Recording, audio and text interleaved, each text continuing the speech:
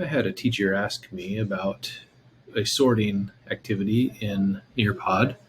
They wanted to either do put words in alphabetical order, or they wanted to make numbers from least to greatest. So I thought about it and I did a fill in the blank. Let me show you how that works.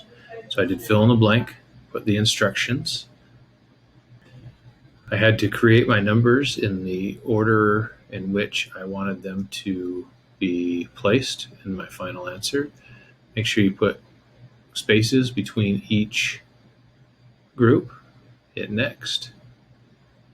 Click on the numbers that you want in there.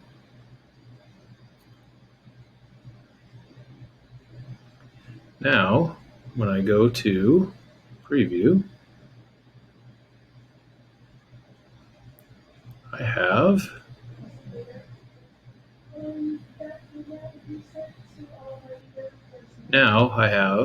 put an order from least to greatest. Down here I have my numbers, and the students click and drag and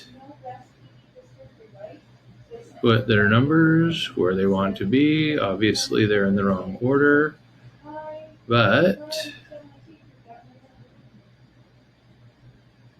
there we go. Now, the only thing that I could see that you need to be aware of is that this needs to be 201, 301, 401, or 1000, 1400. So all of these will be marked wrong. I hit done. 2 out of 5.